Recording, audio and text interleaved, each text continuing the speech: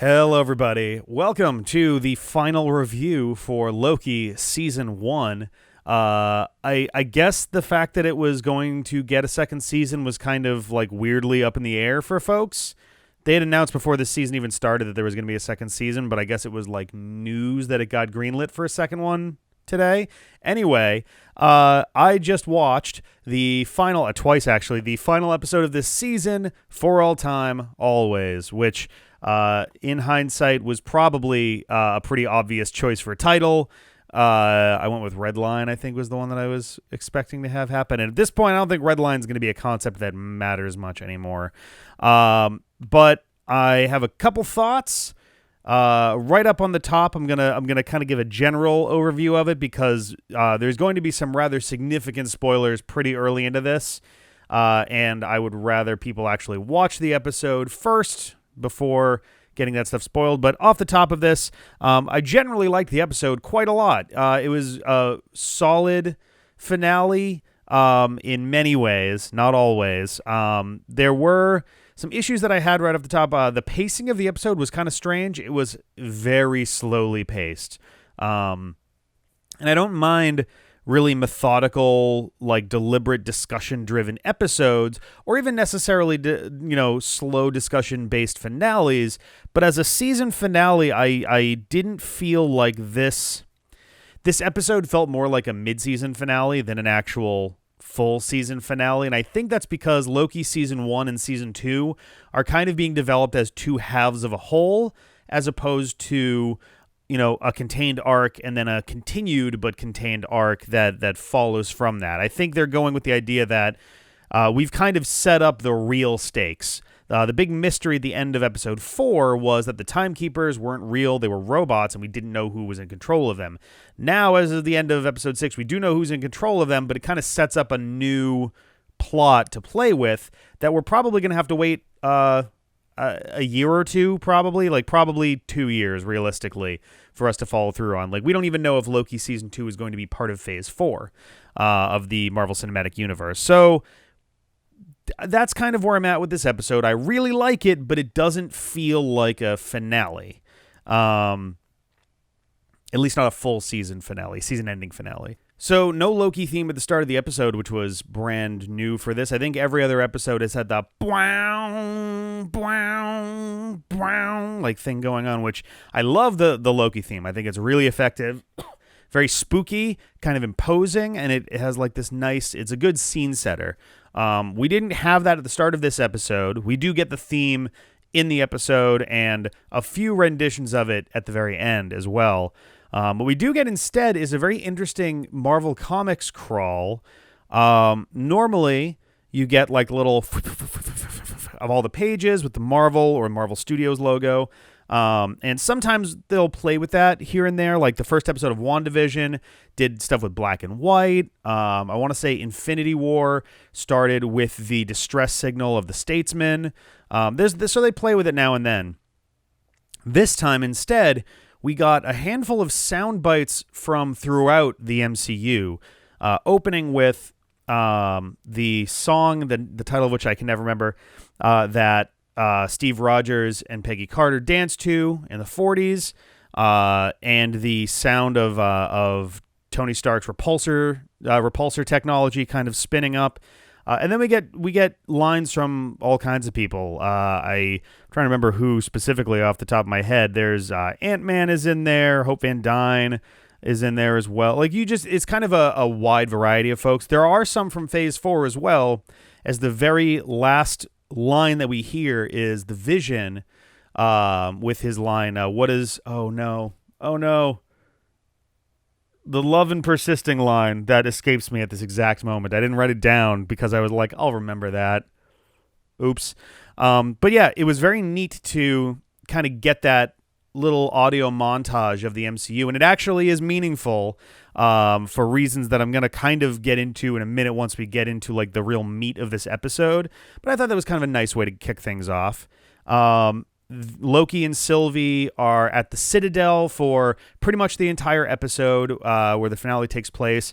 And the Citadel had a really cool aesthetic to it. I really liked it. It had this like, it almost looked like an inverted color marble. Like, it was very dark, but it had these like cracks of gold running through it, which was a really cool look, both in terms of just a nice style, but also kind of there's a lot of direct visual representations of the timeline, the sacred timeline in this episode, and I think that also works really well, both as a metaphor for the branches of a timeline and the slow like crackling of this really secure sacred timeline, but also like something that's slowly falling apart is going to have a lot of these cracks in it. So it has this nice kind of dual purpose there. I think it was very cool.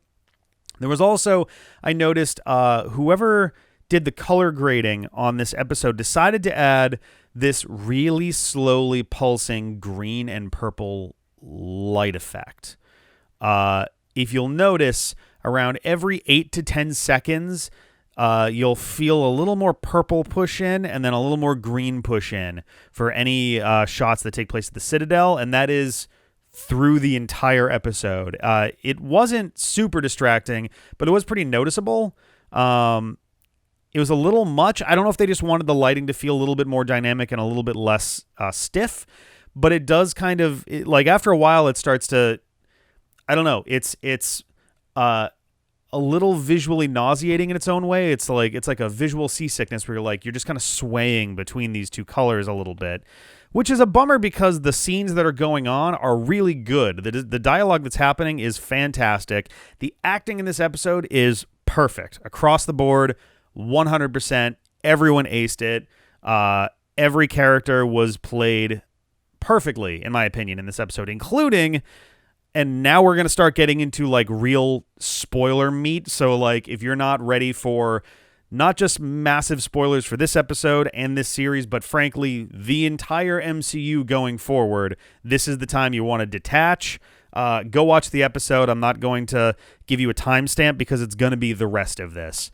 But the acting in this episode is phenomenal, especially our early bird cameo. So this was interesting to me because I try not to follow too much casting news when it comes to the MCU.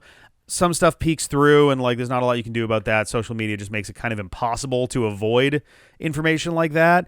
But I was like, all right, I'm going to try to avoid as much casting information as I can. I want to be surprised by this stuff. And so when we got our special featured actor for this episode, I didn't really know much about him. I don't know if I've seen him in anything, but I was just kind of like, okay, this guy's cool. And then I came to find out later that he was already publicly announced as being cast in one of the later MCU movies. And I was like, oh, okay, so they pretty well explained who this character is, or at least they alluded strongly enough to make it pretty clear who this is to anyone with like even a passing knowledge of Marvel Comics. But I guess it's kind of a real good wink to the casting folks who. So I feel like I can't speak highly enough to the folks who have been managing, in show running and all of this throughout the MCU. They've been finding creative ways to subvert, not like subvert expectations kind of thing, but like subvert your assumptions and expectations of how marketing for TV shows and movies work.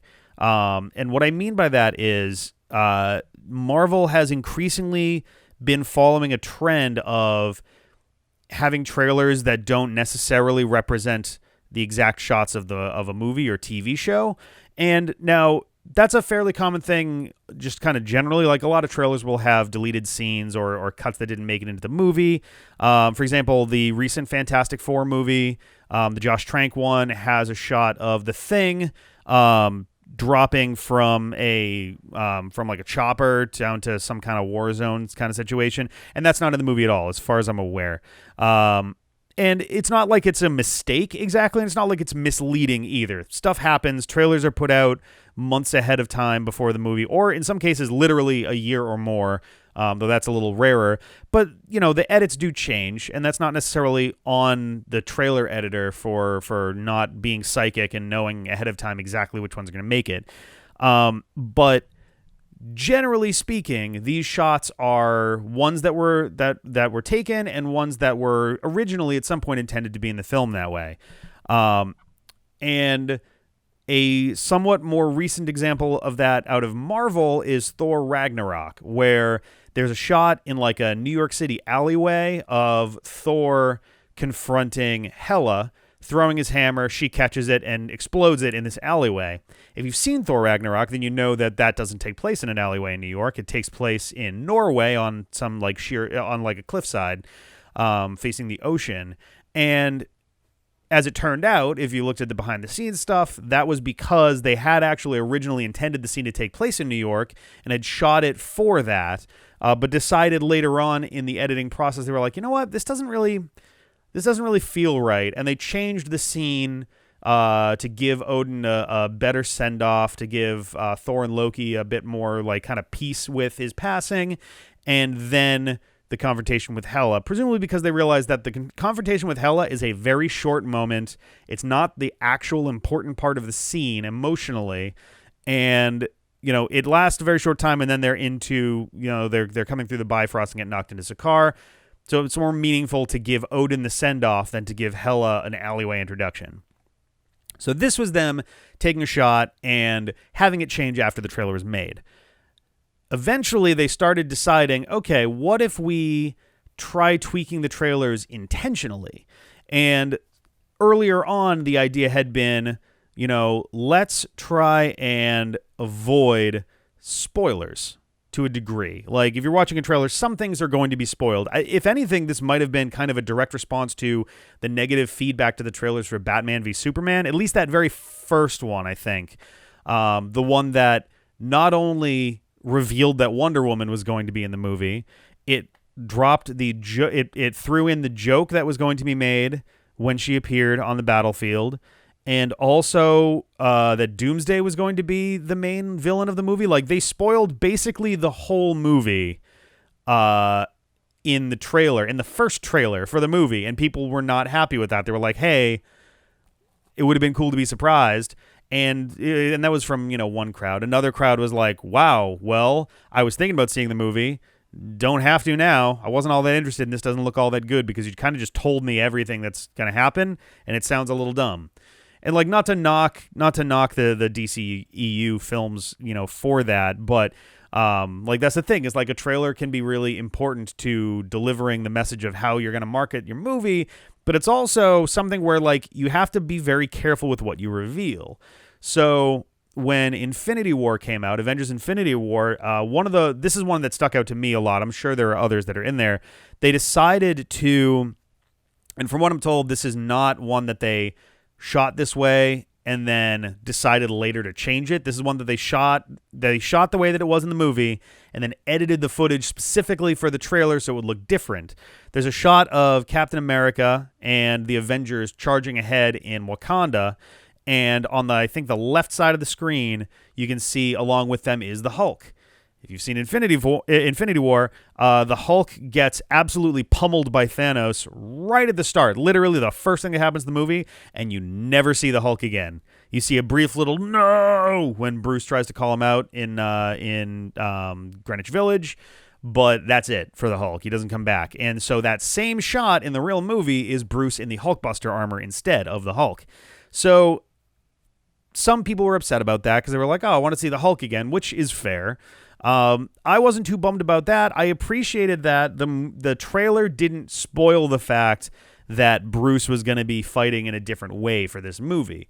I don't mind Bruce in the Hulkbuster armor. The CGI for Hulk for Bruce in the armor was easily the worst CGI in the entire movie by a long shot. It was actually really tragic how bad the CGI for him was there, but maybe they were pickup shots, I don't know, but regardless, they started to kind of decide, all right, let's try editing our trailers in a way that adds to the intrigue while removing spoilable materials. So there's a few shots of that with the trailer for Loki. There's a shot of Loki walking by himself down the hallway of the Citadel where the camera kind of does one of these, and he doesn't do that alone. Him and Sylvie are there together. There's a shot that appears to be unused entirely of Loki on Asgard at the throne of Asgard. And the throne itself looks kind of different and Loki-ish, and there's 4 people, I think, sitting in front of him, and it's not clear who they are. I don't know what that shot's all about. That might have just been a legitimately unused shot. So, oh boy, this was a huge long tangent, and I've lost the lead for why I was going down this direction. Oh no! Oh, bummer. Okay, so I'll swing back and maybe I'll find the connecting point again. Oh, sorry. So my point being that it seems that the folks at Marvel are trying to get slyer about how to market things to people in a way that doesn't detract from the experience. So with trailers, they're taking out or tweaking little bits and pieces. Oh, there's another shot on Lamentis where Sylvie isn't there, where she would be normally. But they try to edit things so that it removes spoilable materials without removing intrigue, or in some cases, accenting it. They've done something similar here where there was a casting decision that was announced a while ago for a movie that's not coming out for another, I think, year, maybe a year and a half, maybe 2 years. And Jonathan Majors shows up in this episode, like, out of nowhere. And that's something that was not advertised. I don't even think he's in the closing credits. I would have to go back and check. But Jonathan Majors shows up very unexpectedly in this episode, and he is fantastic. He plays a character named He Who Remains, which is, in the comics, the director of the Time Variance Authority, which I didn't realize was actually a thing in the comics, to be honest. I thought that was an original thing made for this, but that is a thing that's in the comics. The Timekeepers, Time Twisters, all of these things exist.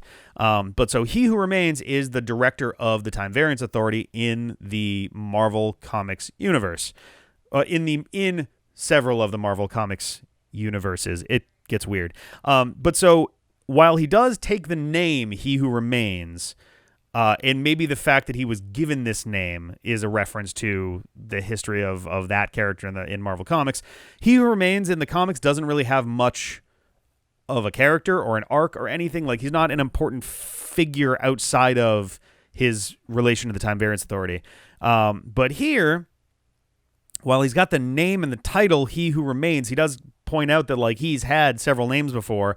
And they don't give him this name, but he is functionally the character Immortus. Immortus is perhaps more commonly, or a version of Immortus is more commonly known as Kang the Conqueror, who is a descendant of Reed Richards, who eventually figures out time travel and starts messing with time and becomes this conquering warlord. Or sorry, not even just time travel. I think in the comics he also figures out how to cross barriers between universes and dimensions and things. But basically, Kang the Conqueror is one of the all-time big bads of Marvel.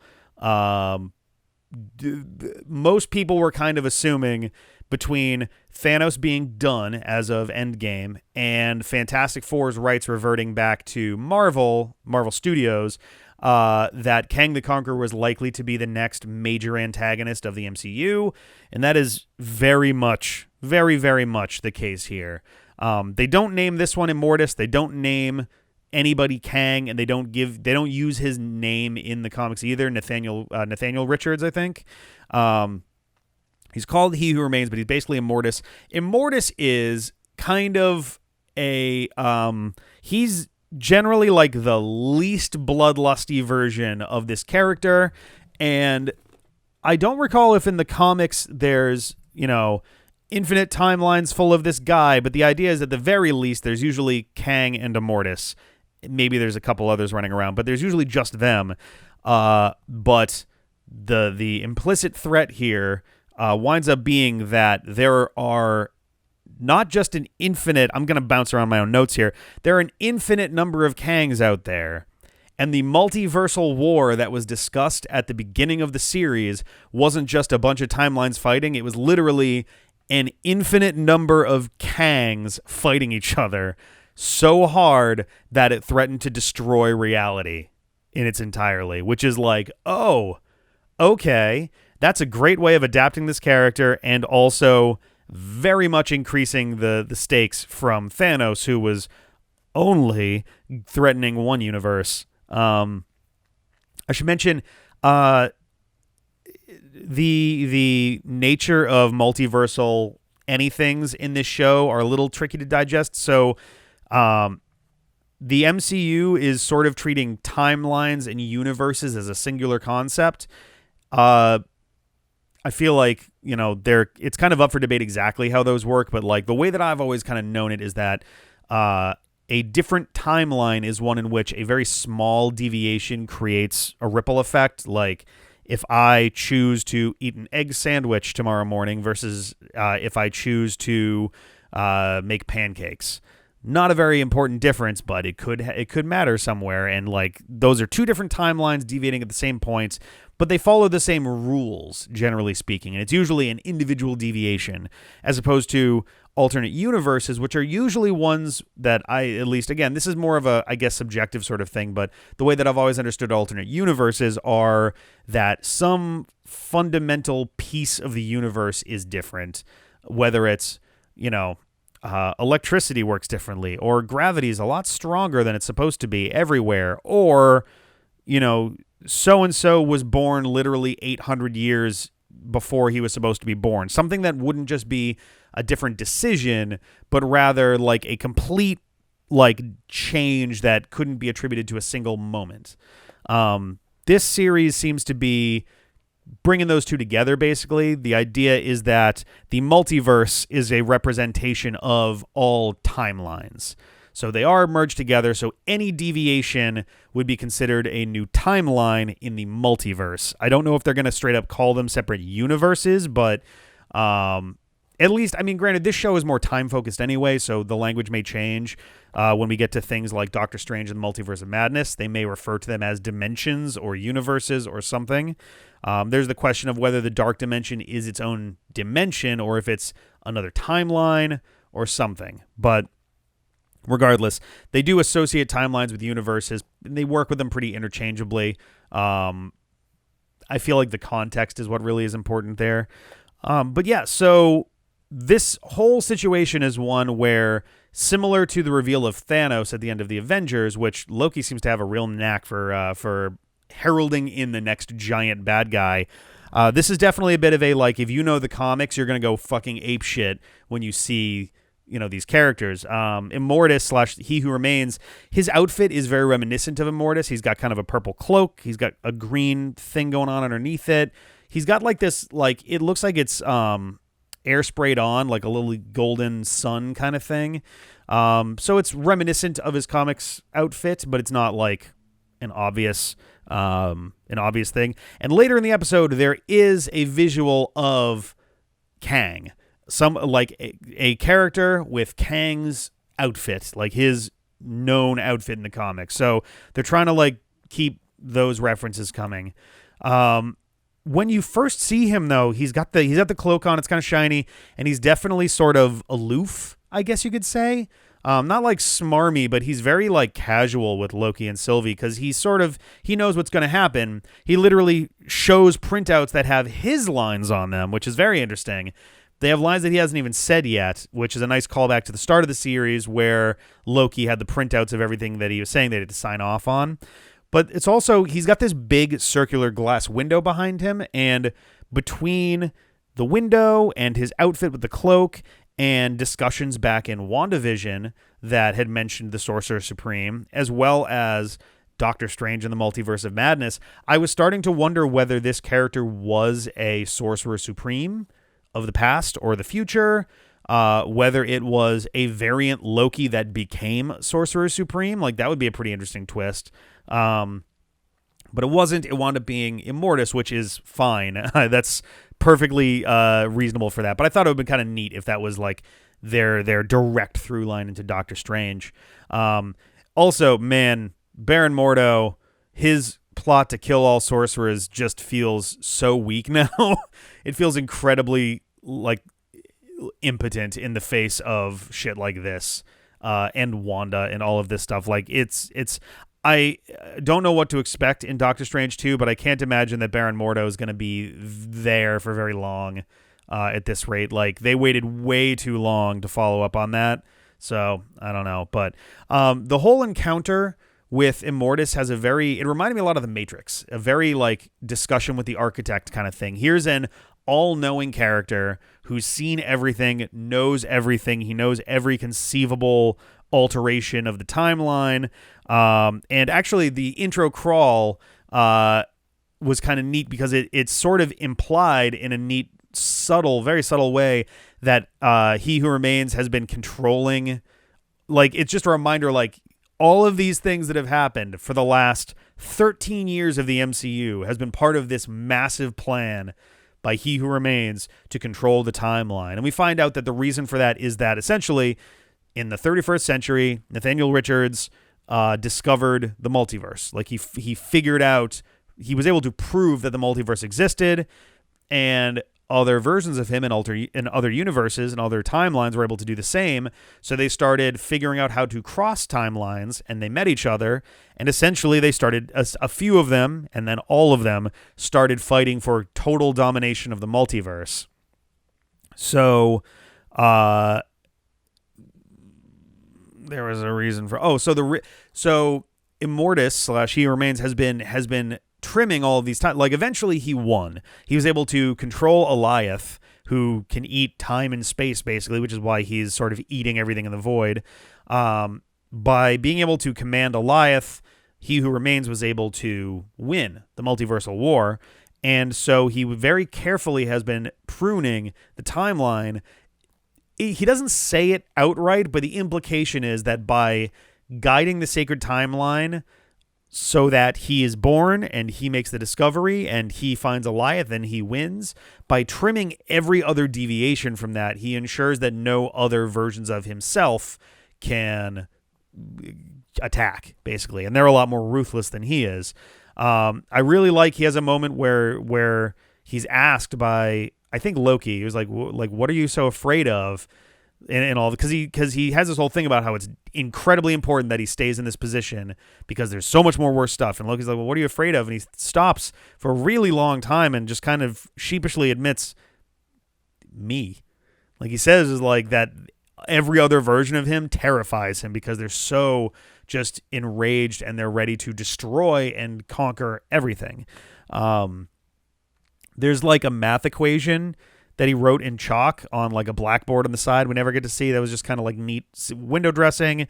Apparently in the comics, there was a fourth timekeeper that was sent back in time to ancient Egypt, which I think is actually part of Nathaniel Richards' original like timeline too, which is kind of neat. But there's actually 4 timekeeper statues in the Citadel, and one of them is crumbled. So I'm curious if that's going to be a thing that comes back. Though granted, the fourth time when Nathaniel Richards went back in time to ancient Egypt in the comics, that was him trying to enlist / make his heir Apocalypse. And the Apocalypse movie didn't go so well for the X-Men folks, so maybe they're dropping that a little bit from there. It's just a nice reference either way. But yeah, so the analog of He Who Remains, the one who's in charge of the TVA, being kind of an analog for the MCU showrunners is still present here. It may not necessarily be like intentional, but it does feel appropriate for that. Like, here's someone who's in command of everything that goes on, and the more that all these things happen, they're not really sure anymore. Like, I don't know. There's I'm old and I'm tired, and someone younger needs to take the reins kind of thing is going on here.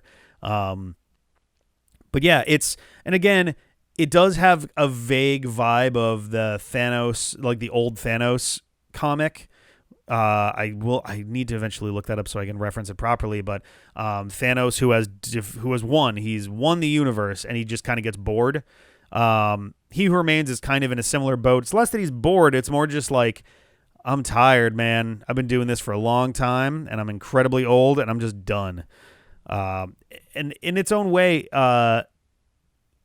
so he's trying to recruit Loki and Sylvie, and it reminded me a lot of the kind of character reallocation that happens to Red Skull in Infinity War, where he's not exactly being redeemed, but he's kind of being shuffled into a new position as Stonekeeper, the keeper of the Soul Stone.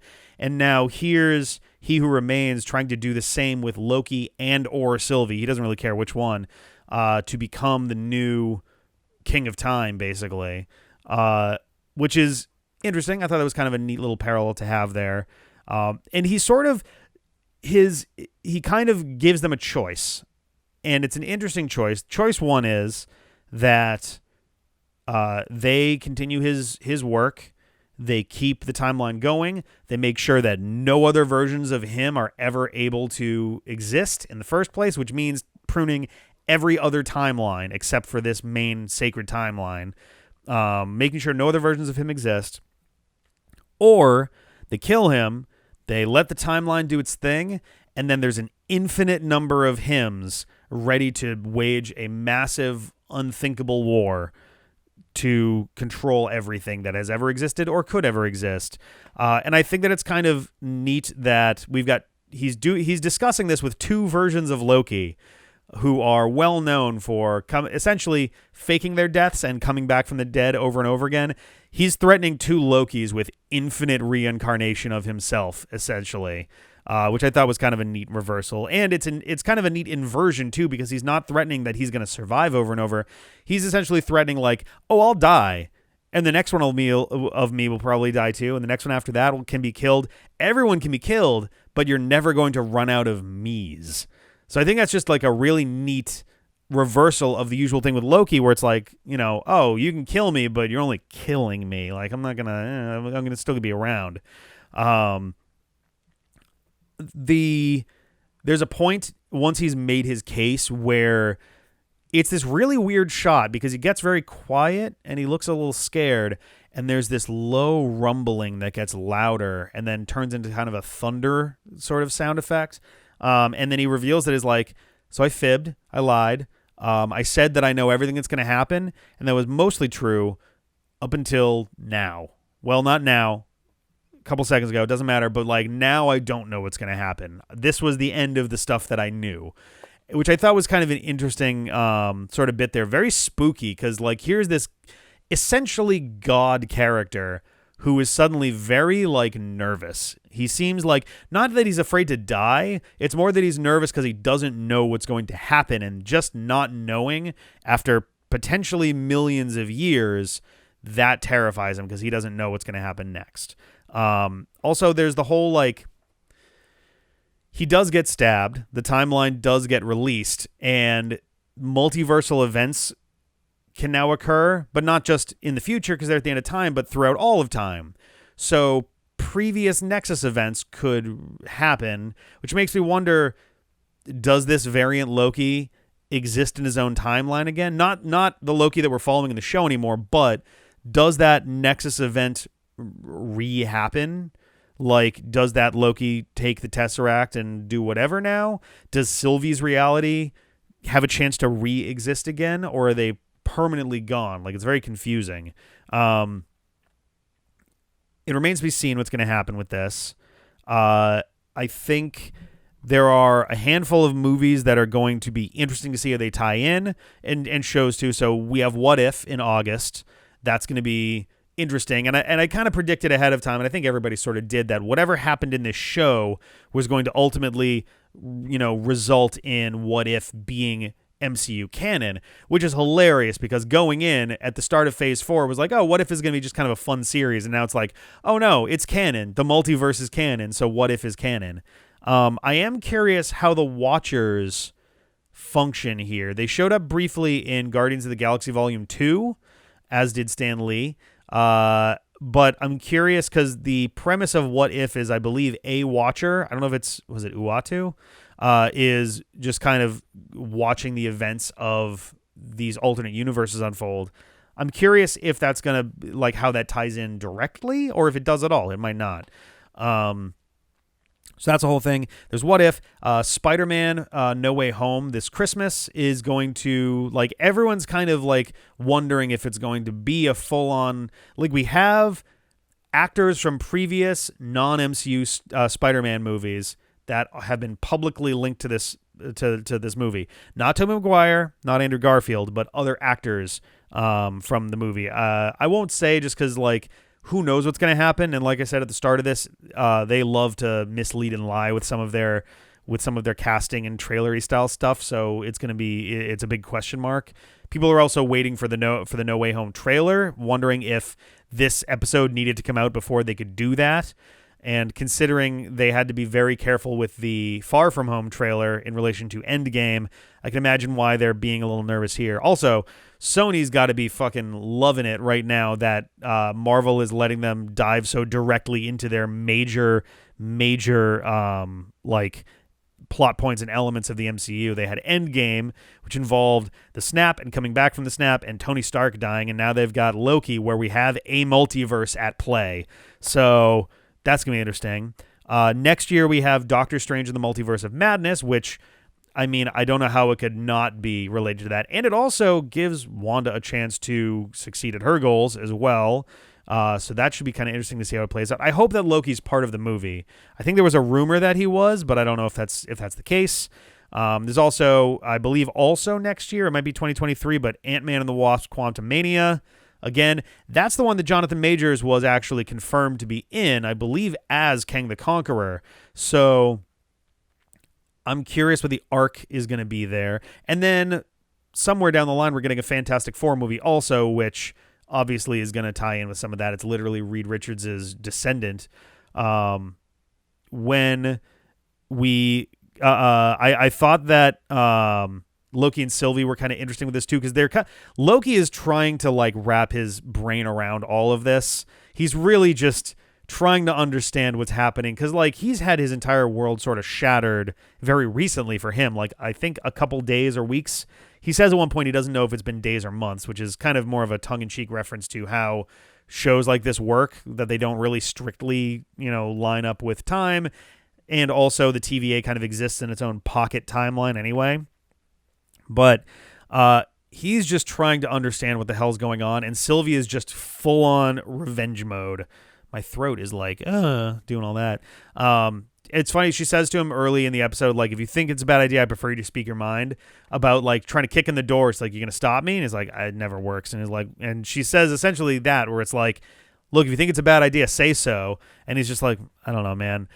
Which is funny, because at the end of the episode, he is actively fighting with Sylvie to prevent her from just murdering He Who Remains right then and there. He's not saying they shouldn't. He's just like, yo, we need to just stop and think for a second, because there's a lot riding on this, and we don't know what's going on, and we need to just chill for a second. She doesn't want to chill. She actually uses offensive magic. I don't know if she had done that earlier in the show, but she does a little blast, which is interesting, because that was the stuff that Loki was doing earlier in the show, and now she's doing it the same way she has been enchanting all show, and in the last episode, he helped the enchantment of Eliath. A few other things that were kind of interesting to me. So we actually get to see the Sacred Timeline version of Judge Renslayer, who is a principal at FDR High School named Rebecca. I wrote it down. Rebecca. Oh, I don't have it there. Terminet? I don't know how to pronounce it. I've never seen that name before. But she's just a principal at a high school. And so B-15 leads other Minutemen in that direction so that they can see that, hey, look, she looks like Judge Renslayer, but she's not Judge Renslayer. And then we don't see it on screen, but it's like,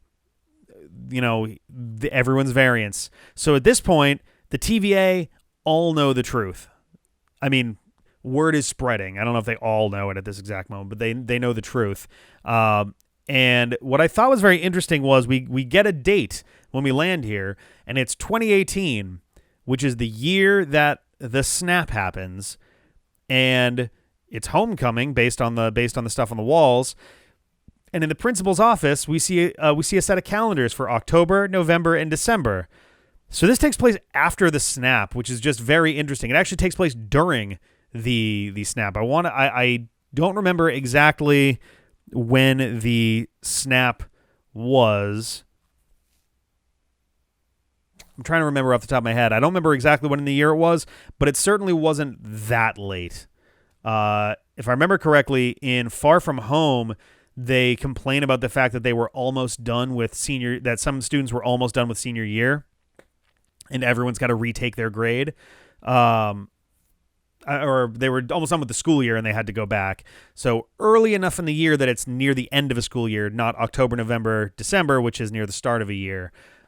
So this presumably happens just a few months after the snap, which is very interesting to me.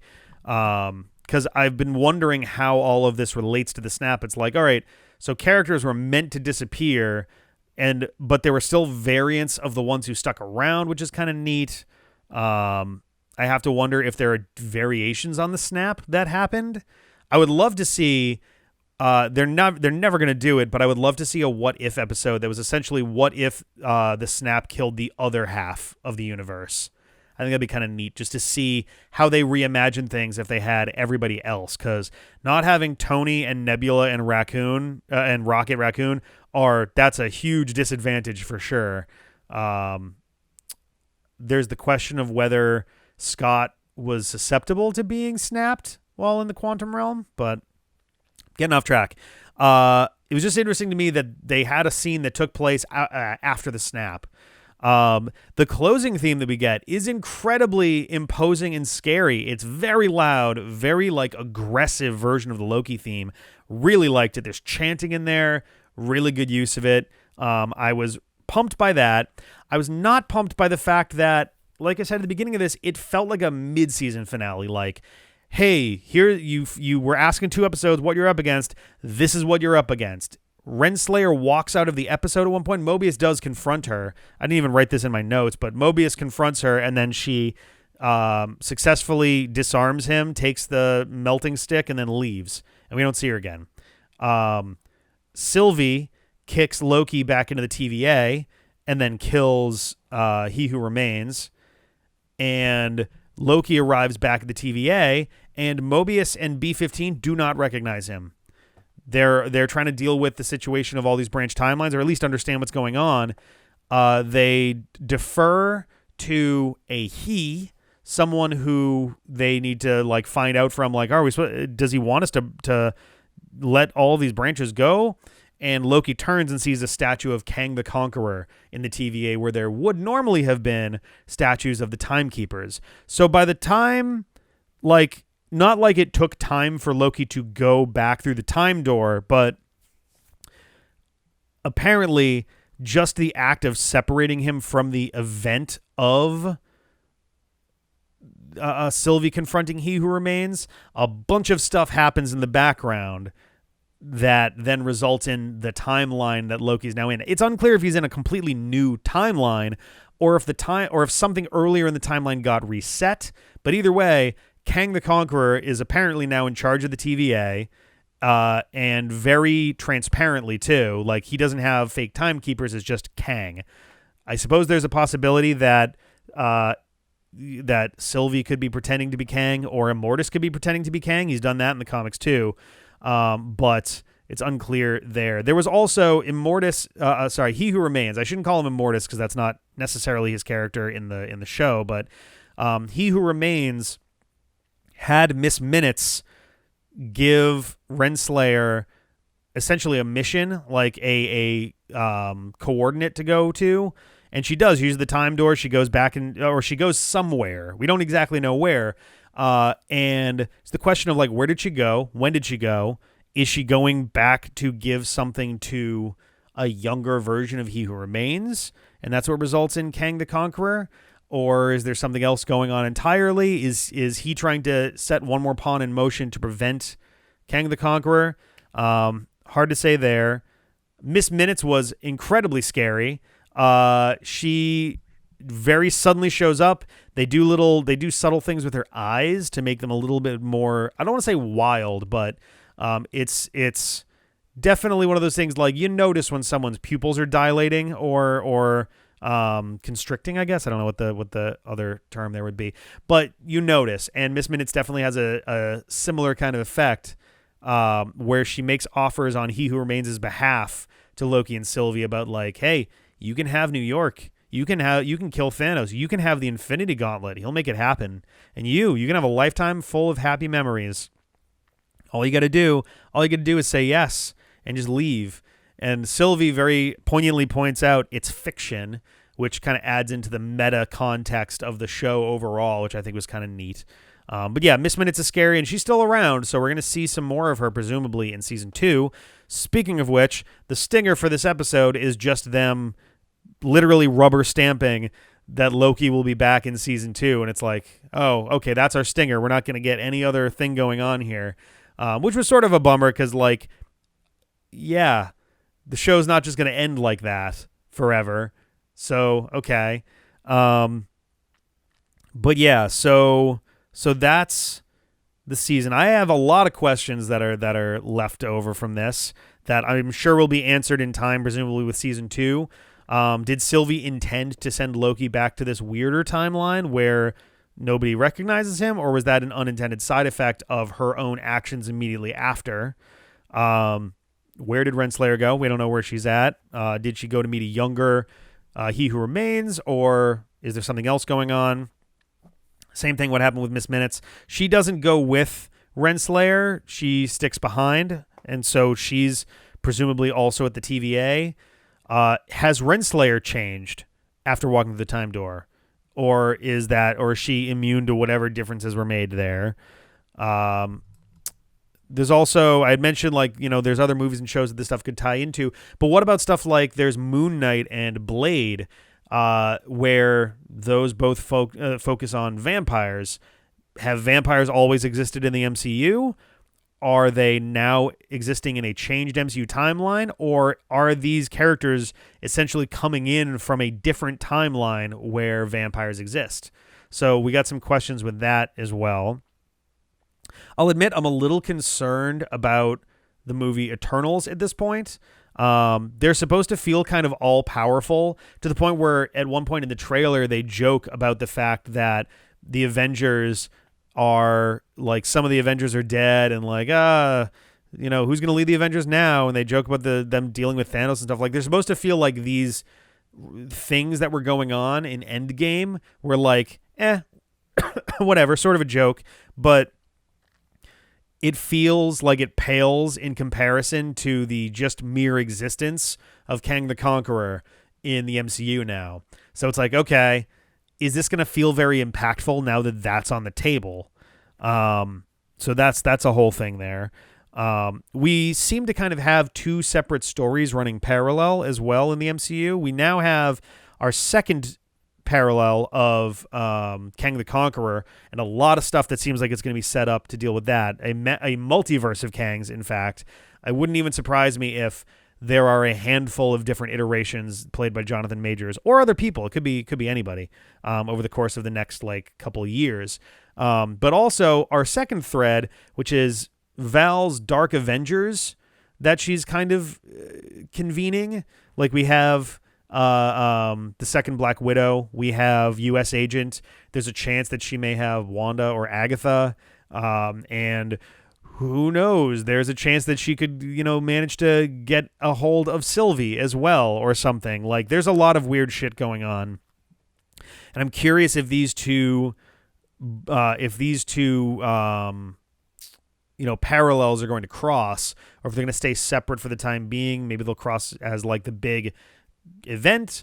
But I was assuming it would be kind of like an Avengers versus Dark Avengers scenario, which doesn't really make a lot of sense if we've got Kang the Conqueror running around. So we'll see how that goes. Maybe Dark Avengers is more Phase 4 and Kang is more Phase 5. I don't know.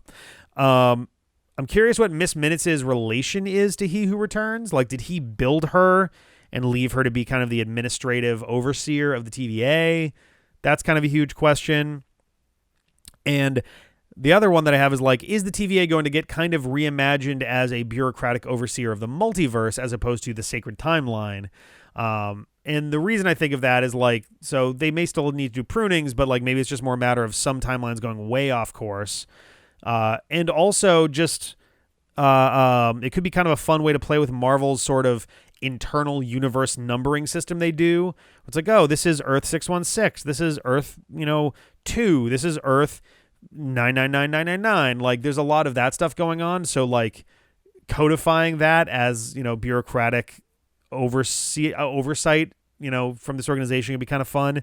I'm also kind of wondering, even now as I say it, is it possible that upon the release of Kang the Conqueror, so once Immortus, who, when he died, great closing line for him too, is "see you soon," and then he dies, which is like, oof, that's sharp. Did Kang the Conqueror come through and make a point of pruning out the sacred timeline?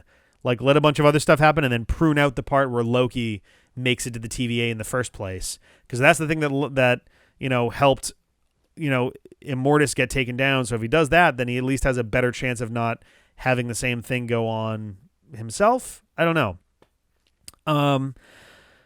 I've talked for a while and at very high speed. That was probably very hard to follow, so I apologize for that. I think I am going to give this episode... it's interesting because I've got a lot of really good feelings about it. Not a lot of things I don't like about it, but the ones that I don't like are a little sharper than normal. I'd say I'm going to give this an 8. I think I'm going to give this an 8. It was a really good episode, really good intensity, a lot of huge lore moments for the entire MCU. We now have our big bad of the MCU for the foreseeable future. We had Thanos, now we got Kang.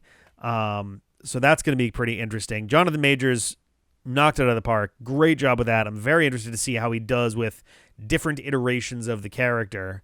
And yeah, I think that the problems that it had were slight bummers, but it's also like, if they told me, if they set out ahead of time that we were going to get Loki Part 1 and Loki Part 2 was going to come later, like, that would make sense also. Like, they might be kind of misusing the nomenclature of a season, or they're separating them because they need a bunch of other things to happen between seasons 1 and 2. It felt like a mid-season finale. It wasn't as, not conclusive, but it wasn't as much of a wrap-up to that arc as I was hoping for. If it really, like, brought some things to a significant close, I might have given this a 9. I really, really liked this episode. But I had a couple problems with it. Otherwise, everything was fine. I don't think I had any real issues with the dialogue. Was pretty on point for the entire thing. The pacing was, like I said, a little on the slow side, but for what the episode was going for, it felt pretty appropriate. And I don't know. I do have a slight problem with the fact that all of the weapons that Loki wields feel very fake. They look very fake. They don't look very impressive on screen. I don't know why. Something is off there. I don't know what it is, but yeah, I would give this an 8. And overall, the series did really well. I'm still bummed out that the one episode I had a really negative review of was the episode whose concept I really liked. The execution was not very good, and that was Lamentus, episode 3. But all in all, this season was pretty solid. I really liked where it all went. I'm excited for season 2. I'm excited to see the ripple effects of this through the MCU. The first, I doubt that we're going to see anything of it in Shang-Chi and the Legend of the Ten Rings, but I would suspect I don't even think we're going to see any of this in Eternals, come to think of it. Eternals was supposed to be very early in Phase 4.